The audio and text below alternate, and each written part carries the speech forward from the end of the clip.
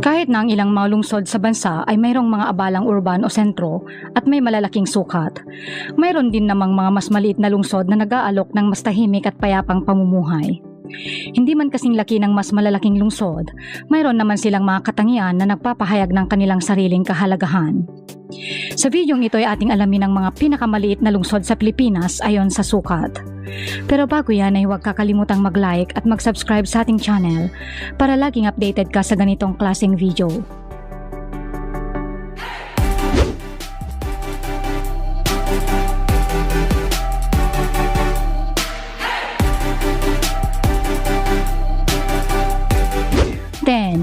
Vigan City.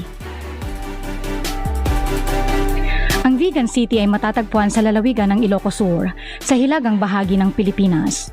Ito ay isang maliit na lungsod na kilala sa kanyang maayos na napreserba na arkitektura ng Espanyol na naging dahilan upang maging UNESCO World Heritage Site. Ang Vigan City ay may sukat na 25.12 na square kilometers at may populasyon na humigit kumulang 54,000 katao. Kaya't ito ay isa sa pinakamaliit na lungsod sa Pilipinas sa aspeto ng sukat at populasyon. Kahit na ito ay maliit na lugar, ito ay kilalang destinasyon din. Mayroong mga klaseng cobblestone, mga ancestral house at traditional na mga gawain katulad ng paggawa ng pottery, weaving at wood carving. 9. San Pedro City. Ang San Pedro City ay isang lungsod na matatagpuan sa lalawigan ng Laguna sa Calabar Zone. Sa kabuuan nitong lawak na 24.05 square kilometers, itinuturing na isa ito sa mga pinakamaliit na lungsod sa bansa. Ang San Pedro City ay pangunahin na isang residential at industrial area tulad ng Laguna Technopark, kung saan matatagpuan ang maraming multinational na mga kumpanya. Mayroon din ang lungsod ng ilang mga commercial center kagaya ng SM City San Pedro at Pasita Complex na nag-aalok ng iba't ibang mga shopping at dining option. 8. Makati City. Ang Makati City ay isang highly urbanized na lungsod na matatagpuan sa Metro Manila. Ito ay tinuturing na sentro ng pinansyal ng bansa. Mayroon itong mga tanyag na landmarks at atraksyon tulad ng Ayala Triangle Gardens, Greenbelt Park at Ayala Museum. Ito rin ay mayroong masiglang nightlife scene kung saan maraming bar at clubs ang nagbibigay ng serbisyo sa mga lokal at turista. Ang lungsod ay may populasyon na humigit kumulang na 582,000 tao na naninirahan sa sukat na 21.57 square kilometers. 7. Marikina City. Isa pang napasama sa pinakamaliit na lungsod ay ang Marikina City na may populasyong 456,000 na katao. Matatagpuan ang Marikina City sa silangan ng Metro Manila at kilala bilang shoe capital of the Philippines. Kilala rin ang lungsod sa mga well-maintained na mga park gaya ng Marikina River Park na nasa gilid ng ilog ng Marikina. Makikita rin sa lungsod ang Marikina Sports Center kung saan ginaganap ang iba't ibang sporting events tulad ng basketball, volleyball at boxing. 6. Mandaluyong City. Ang Mandaluyong City ay isang mataong lungsod na matatagpuan sa Kalakhang, Maynila. Mayroon itong sukat na mga 21.26 square kilometers at may populasyong 425,000 katao. Kahit na maliit ang lungsod na ito ay mayroon naman itong mga business district, shopping malls at residential area. Kilala ang lungsod sa kanyang masiglang nightlife na maraming mga sikat na bars at clubs sa lugar. Bahagi rin ng lungsod ang mga kilalang landmark at attraction, kabilang ang Wakwak Golf and Country Club, San Felipe Neri Church at ang Mandaluyong City Hall. 5. Malabon City. Ang Malabon City ay isa sa mga lungsod na matatagpuan sa Metro Manila.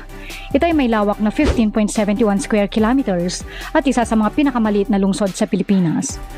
Mayroong populasyon na 380,000 kaya't ito ang ika-20 na pinakamaraming naninirahan sa lungsod sa Pilipinas. Kahit na maliit ang lungsod na ito ay isang masiglang urbanong sentro na mayroong umuunlad na ekonomiya. Natahanan ng ilang mga industriya kabilang ang pagproseso ng pagkain, paggawa ng mga kasuotan at pangingisda. Kilala rin ang lungsod sa kanyang mga espesyalidad sa pagkain tulad ng pansit Malabon at pichi-pichi. 4. Pasay City. Ang Pasay City ay isang highly urbanized city na matatagpuan sa Metro Manila. Ito ay isa sa mga pinakamaliit na syudad sa lawak na may sukat na 13.97 square kilometers lamang, na may populasyon na 440,000 katao. Kahit na maliit ang sukat nito, kilala ang Pasay City bilang isang sentro ng transportasyon at kalakalan. Dahil sa pagkakaroon nito ng Ninoy Aquino International Airport, Cultural Center of the Philippines, kabilang din sa Pasay City ang ilang mahalagang landmark tulad ng Philippine International Convention Center, World Trade Center Metro Manila at Mall of Asia Arena, kung saan nagaganap ang ilang international na konsyerto at mga events. 3. Cavite City. Ang Cavite City ay isang maliit na lungsod sa lalawigan ng Cavite. Ito ay may sukat na 10.89 square kilometers. Kahit na maliit ito, mayroong makasaysayang kultura ang Cavite City.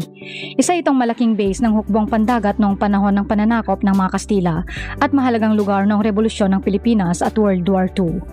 Sa kasalukuyan, kilala ito sa mga makasaysayang lugar at mga local delicacy nito, tulad ng sikat na putahe na tinatawag na pansit pusit.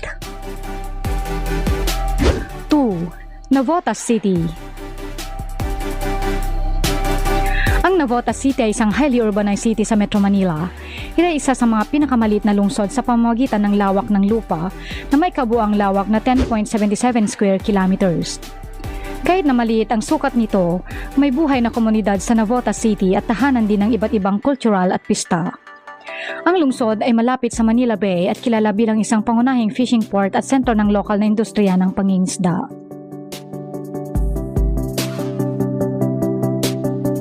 1. San Juan City. Ang San Juan City ay isang highly urbanized city sa Pilipinas na matatagpuan sa silangan ng Metro Manila.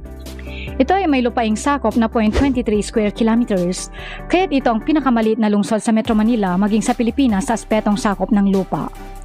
Sa kabila ng maliit na sukat nito, ang San Juan City ay may populasyong humigit kumulang na 126,000 katao. Ito ay kilala sa mga makasaysayang landmark, pati na rin ang mga aktibong komersyal na lugar at residential areas nito. Tahanan din ng ilang mga prestigious schools kabilang na ang Xavier School at Immaculate Conception Academy.